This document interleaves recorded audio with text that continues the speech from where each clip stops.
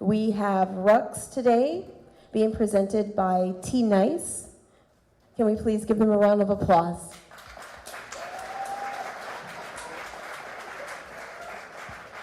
Good afternoon, good afternoon. Did you guys enjoy that 2-minute break there? Hope you did some yoga, a little downward dog. How's everybody doing today? No, that's not how you act. Give us a little more energy. Yeah, how are you doing today? That sounds better. That sounds better. By the way, I go by the name T Nyce. You can call me Terry, that's my real name. And I'm coming from E1 as an A&R manager and also co-founder of Quiet as Kept with Gavin Shepard. So I'll be on this side interviewing my great friend right here, Rookz. And also I would like to thank Art's Help and Six Buzz for making this whole thing happen. So, Rookz, how you feeling? I'm feeling really good. I've never been in this building before. Anybody in the building for the first time?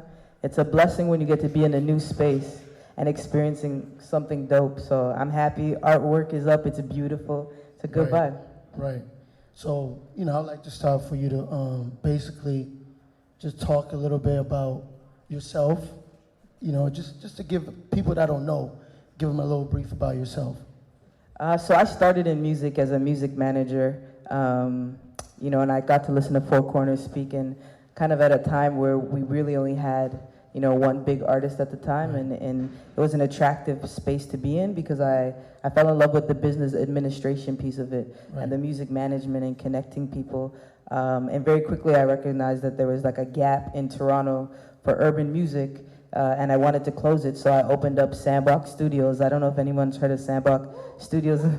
Thank you. Yeah. Which is the leading creative space in Toronto now. We have, we worked with some incredible artists that are really big, but what's really beautiful to me is like being the very first space that new artists come into, and creating a really safe space that they can be vulnerable and themselves in. So yeah, now Sandbox is turning 7 this year. Rated the top recording studio and creative space in the city, and I'm now also the executive director of Manifesto, which is thank you, amazing, thank you, which is the longest running community urban platform in the city of Toronto. Okay, that's great. So for me, I would just say, I always wanted to know, how were you exposed to the whole music industry?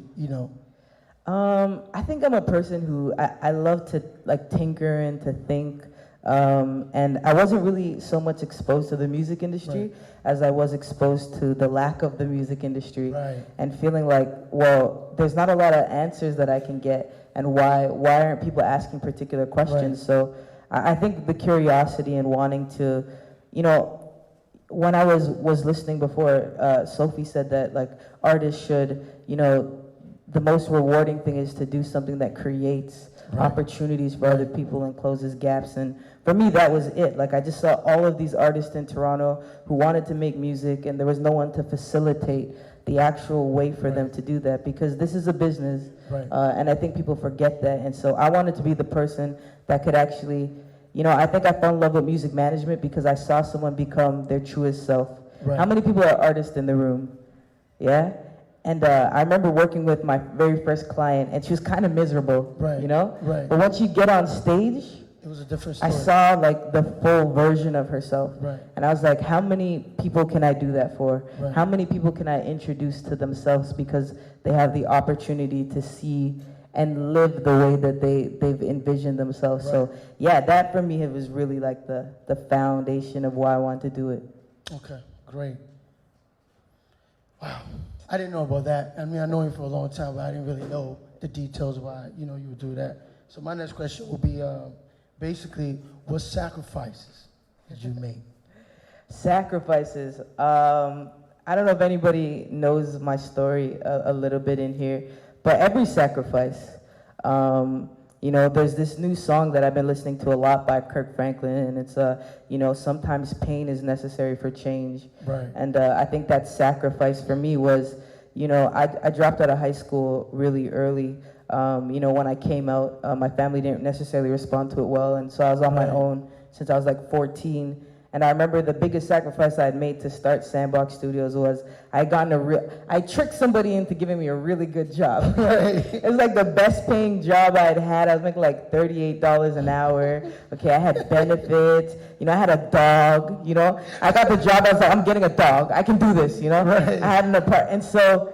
You know, it was the most stable my life had ever been for me in a long time, and I gave that job up to start Sandbox because, you know, the question of where do people go who want to make this genre of music kept nagging at me, you know, and yeah, I left that job, and you know, if you know my story, I was a very horrible studio owner in the first year and a bit, and so, you know, month by month, I saw myself like, I lost my car first, because I couldn't afford it. Then I lost my apartment.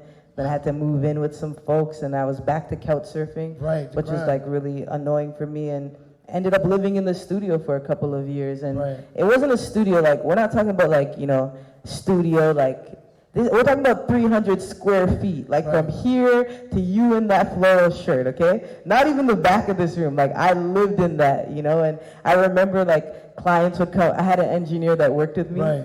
And clients, I remember he used to have to start coming in like 30 minutes early. He'd be like, "Are you decent?" I'm like, "This client," like, you know, like that was like the ultimate sacrifice. But I think that, you know, going through that sacrifice, like, made it such a part of who I was and who I am and why it means so much to me. And it's not just like this way to make money.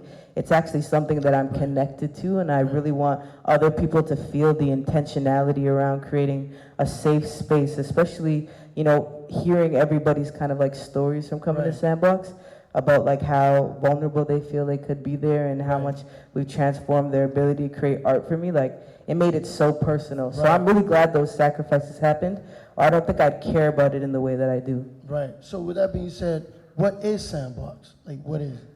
To me, like, at first, like, you know, when I started Sandbox, I was, like, working with, like, a lot of celebrities, and I was like, I'm gonna bring all the coolest people, like, to Sandbox, and, you know, people come into town, and they come to Sandbox, and at the time, it was actually called The Lab, and I remember Jada Kiss came, he's like, yeah, that's what we call our studio, too, and I was like, I need to change the name, bro. You know, everybody can't have the same name, but I remember that one day I was, you know, inside of the studio, and at the time the industry had felt so siloed and disconnected that I was like, man, I wish that, you know, Toronto music's scene worked like we worked like when we were in the Sandbox. Like when we were kids, like everybody remembers kindergarten. Kindergarten is the greatest year because you haven't decided who people are yet. You haven't said that this person is this kind of person because of the way they look or the shoes they're wearing. You literally just go to school. You're like, that's my friend. Your friend can have like one eye, no shoe, but that's your best friend. And you hug. I wanted to bring that feeling to music. I wanted to bring that feeling to the city, to creativity, that the only way that you collaborate, like the only way that you can elevate is through collaboration. And so I changed the name of the studio to Sandbox Studios and changed just, you know, the whole ethos to, if you walk through the door, you're as important to me as the most important person in the world. And it's really our job to develop you versus, you know, making records. And so it took a really long time, I think, for our clients to understand that I didn't care if you made a song. I cared if you understood how to make a song. You know, executive role. Exactly. So yeah, we really played that kind of educational role more so than, you know, are we getting the biggest records to radio? Because labels will do that, everybody else will do that, but I wanted to create, you know, a third space, a different space that was just about growing like human beings in their process of art. So yeah, basically, you know, touching on the executive role, what is it like to be probably in our industry the only executive, you know, which is like dominated by all males? What is it like for you, like playing that? I think that, you know, so often I get put on like, you know, these panels around like, what's it like to be a woman in music, and like, what's it like to be queer in music, and like, what's it like to be black? I think that when you show up, and like, this is the most amazing, you know, part of, you know, humanity, when you show up really authentic, that it challenges, people's ideas and perceptions, but when you show up authentically, you're gonna connect with other people. Right. Because we're all actually experiencing the same things all the Right. time. Right. And so I've just told myself that I'm gonna show up authentically, and if the opportunity doesn't work, it wasn't for me anyways. Has nothing to do with any of the intersectionalities of my identity, but more so that it's not for me, because I just believe that the energy will always connect you to what's for you. So I don't even really focus or, meditate any energy on being different in a space. I'm really trying to connect with how similar I am in a space. And also, as an executive director for Manifesto, what is Manifesto? So Manifesto traditionally has anybody been to Manifesto before? Okay, good job, okay. So Manifesto traditionally has been a festival that's free that happens in Toronto. And they brought some incredible acts like Janae Aiko and Chronix last year. They did 12,000 people. And then now you have this new executive director come in, and I don't really care about festival that much. Okay. I think that, educating young people on how to actually exist in the industry is so much more important. And so I've pivoted the organization to, we just purchased, we just locked in a space inside of that new Daniels building that has like launch pad, houses there, remixes there. So we've secured an office in there, and what I'm actually creating is a co-working space for all of the art presenting collectives in Toronto to teach their executive directors to create sustainability in their prospective communities.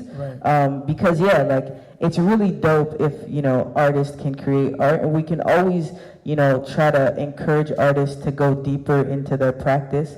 But if they don't have the support systems around them to help them showcase what they're doing, then they just have amazing art in their basement. So I really want to, how do we, the peripherals to an artist, so an agent, a curator, a manager, PR, like how do we create those kind of young people to support artists, to also, there's so many young people who want to work in entertainment. And I feel like it's really important that we give people skills to create employability and then grow in the way they wanted to, because I never knew I would become a music executive, but I had transferable skills that allowed for me to work in this industry. And so it's really important for me to make sure other people have that. Right, that's great.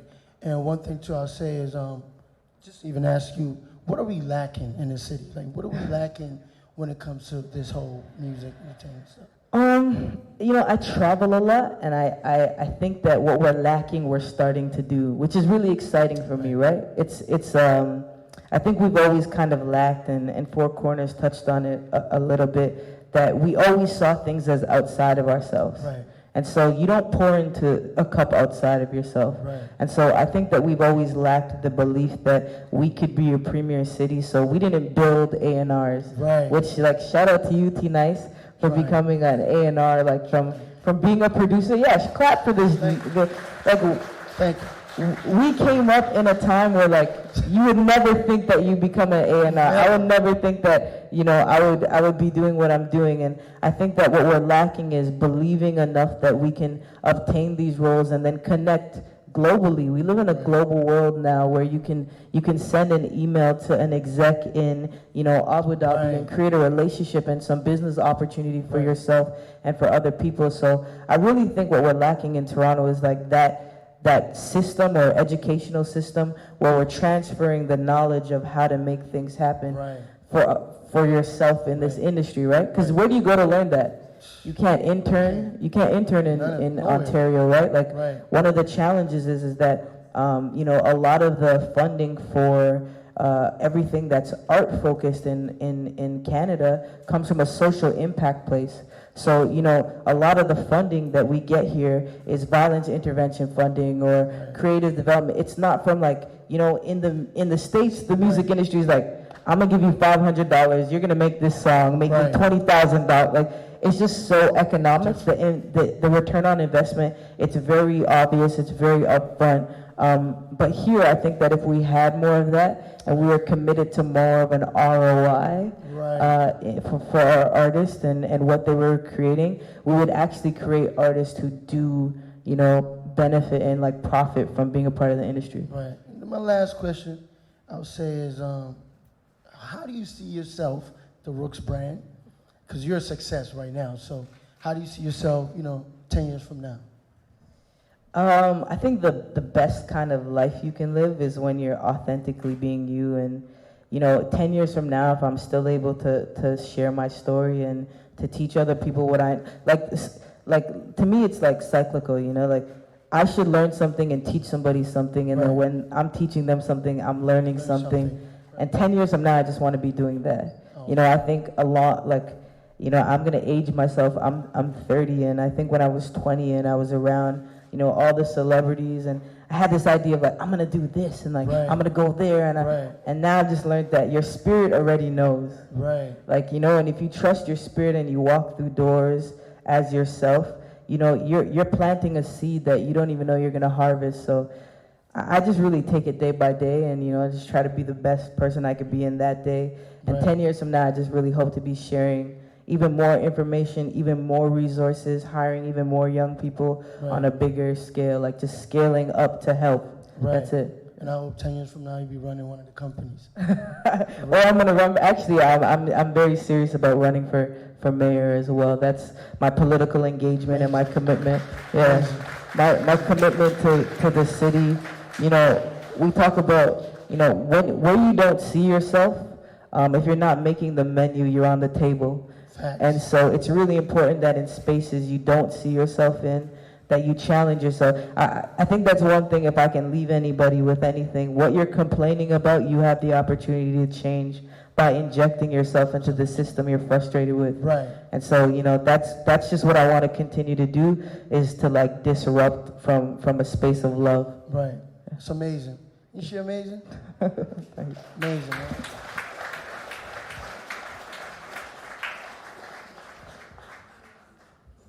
Thank you so much. We're going to open up the floor for questions. Yes. Stand up. Hey, so my question is, do you have creative journeys that you wanted to embark on and didn't work out, and do you still think about them? Like, how do you feel about them now? Yeah, when Young M.A. came out, I was like, I could have been her first.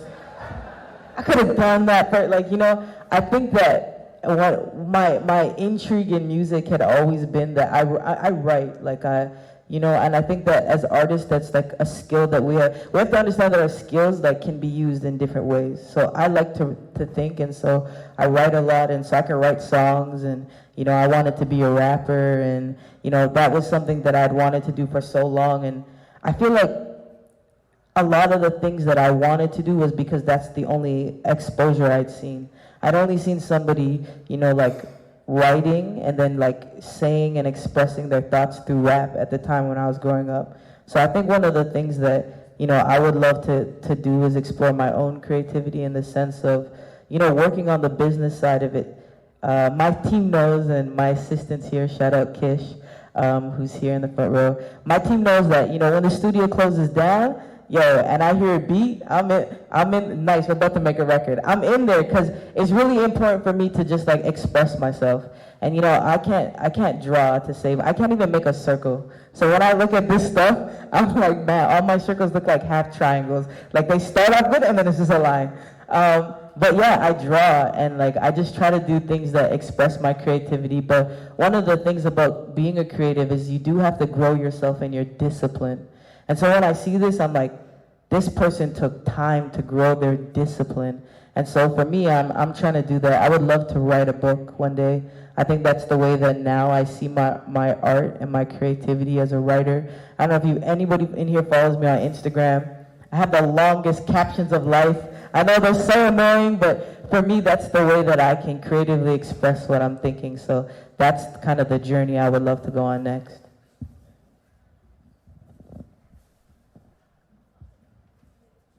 Oh, she's right behind you. Oh.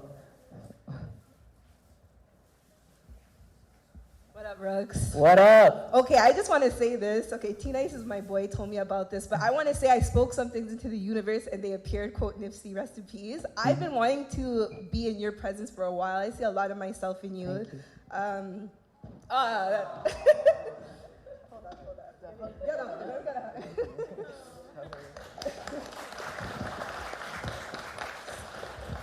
So I guess, like I said, I see a lot of myself in you. I do music management as well. And I guess what inspires me the most is that authenticity that you emanate. I guess what I really want to know is your like 3 keys of just really going for it and following your dreams, like what got you to where you are today. Because I mean, your journey is like honestly amazing. You're kind of like our generation's mogul up in the city right now. So our 3 keys, and maybe just kind of expand on create faith. I love your captions, by the way. I read your captions all the time. Thank you. So keep it going, but yeah, like maybe just 3 keys and then expand on your hashtag create faith.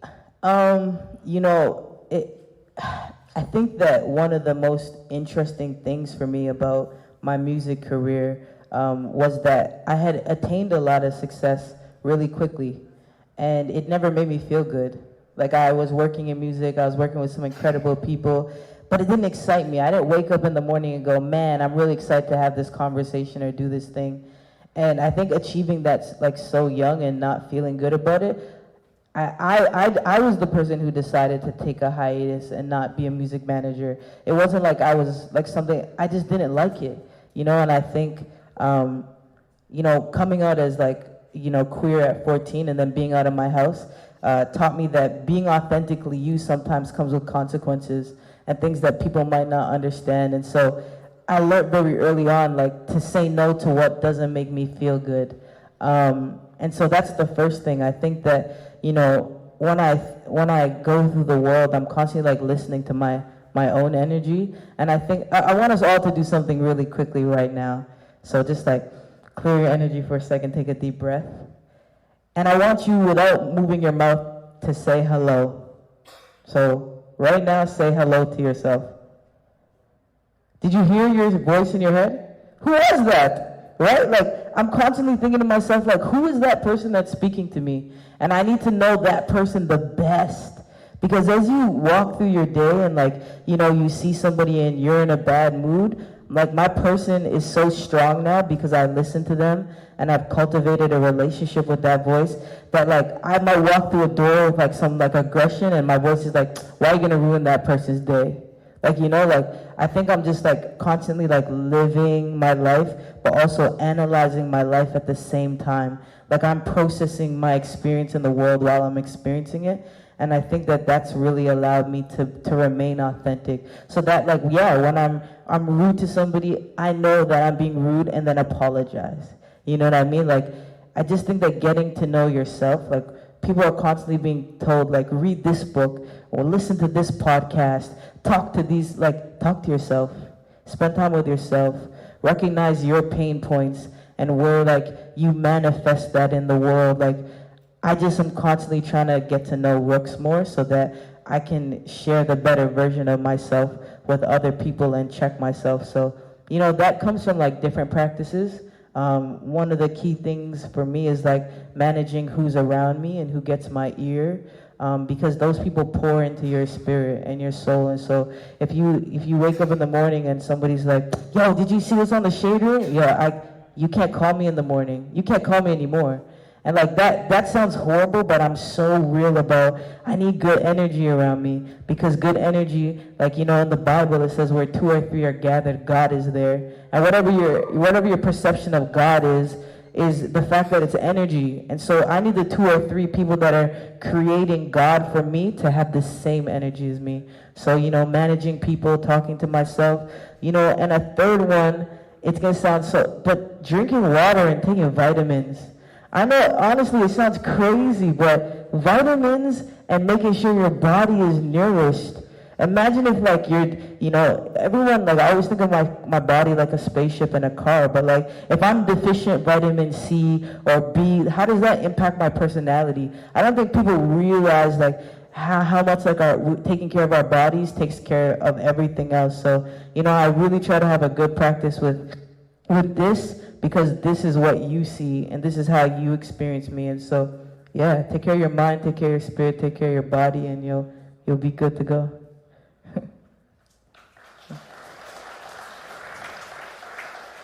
Are there any more questions?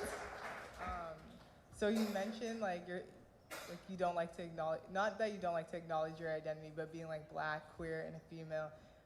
and not wanting to disrupt the system but actually correct it. How did you take on that philosophy? Because I have the same mindset. I just want to know how you go about that. Well, I don't know if this is I met a lot of trash people just like me, okay? And I think when you meet a trash, like black, cool woman who treats you like garbage, you realize, oh, it has nothing to do with that. It has to do with the fact that people are trash or not trash or not experiencing themselves in the best way. And I think when you look at somebody who is treating you poorly, when they look like you and they identify with you, and then you meet someone who treats you well that doesn't look like you and doesn't, it reminds you that like humans are on their own journey. And like I'm gonna experience everybody from the place that they're at, because you actually never meet the same person twice. You know, I think that if we really understood that like, you know, you can meet me today and then like my dog, God forbid, passes away tomorrow.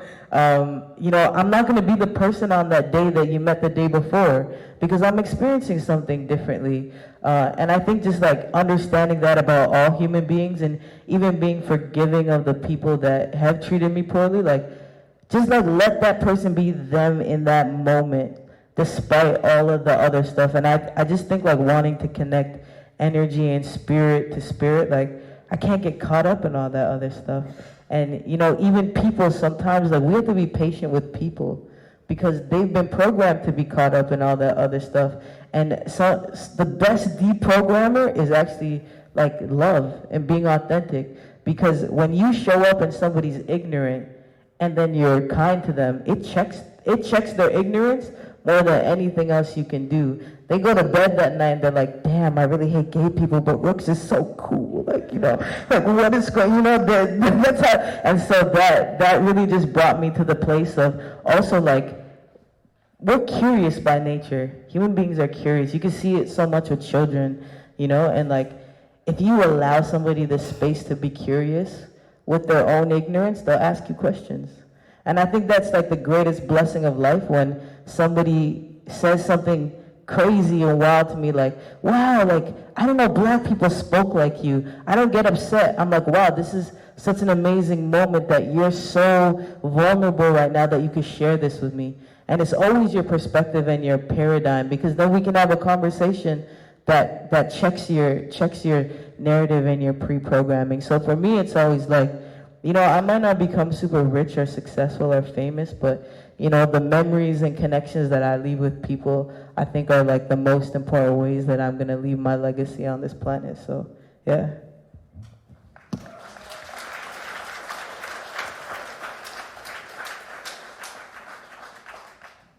People say no to me every day. Yeah, people, I think I learned, so I talked to you about that music management piece.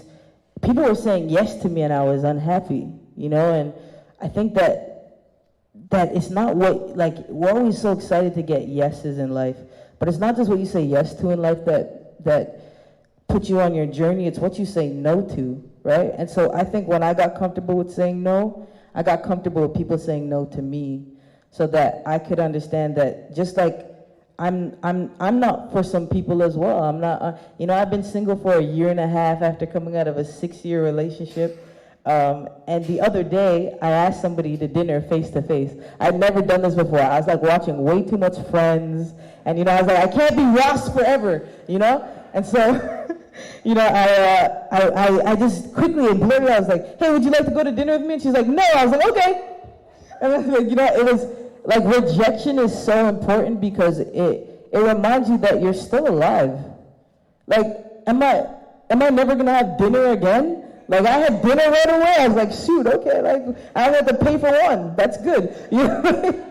But I think that just like, you have to feel comfortable with, if you know that all things are working for you in your favor, like when you believe that like, yo, it doesn't matter. When I fall into this tunnel and I'm there for 10 days, the person that takes me out might be the person I've been dying to meet my whole life.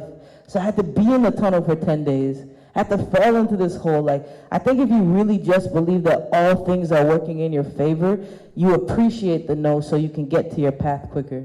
You know, so I hear no every day, and you know, as creatives, as artists, as people who submit your work, when I hear no, though, I ask why. That's like really important for me, you know? Even the conversation that I had with the girl that said no, I was like, you know, like, I hope you know it's a safe space, like, and it's not gonna be weird. And she started talking to me about like where she's at and what, and then she's like, damn, I wish I did say yes to dinner. I was like, too late, you know, I'm like, right now. But the fact of the matter is like, I just feel like if you're open to the why after the no and you take the notes, you walk away better, because the no and the yes really is an opportunity for you to grow. So like if you're always thinking growth over greatness, your ego can never get in the way after you hear a no.